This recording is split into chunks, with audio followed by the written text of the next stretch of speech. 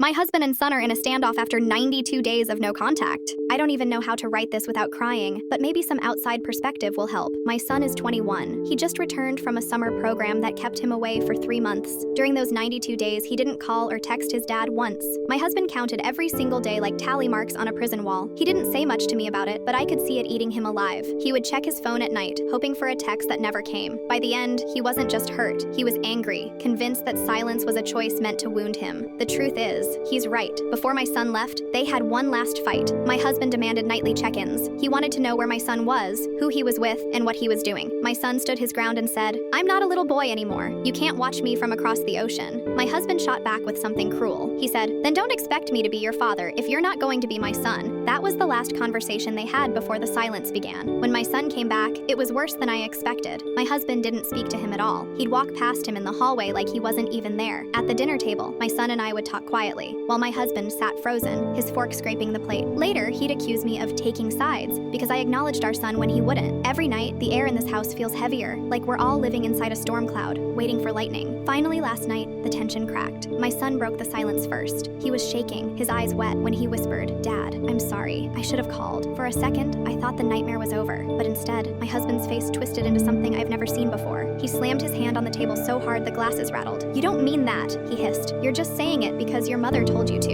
You don't regret anything." The apology turned into fire. My son's voice rose, sharp and angry. "This is why I didn't call. Nothing I do is ever enough for you." He shoved his chair back and stormed out. That was last night. He hasn't come home since. His phone is off. My husband hasn't asked me if he's safe. He hasn't asked me if I've heard from him. He just keeps repeating, if he cared, he'd come back. If he cared, he'd apologize like he meant it. I keep checking the driveway, waiting for my son's car to pull in. The house is too quiet. My husband sits in his chair with the TV on mute, staring straight ahead. The worst part is, I don't know who I'm more afraid of losing. My son, who may not come back, or my husband, who I can feel hardening into someone colder every single day. I thought things were bad during those 92 days of silence, but tonight, the silence feels like it might be permanent.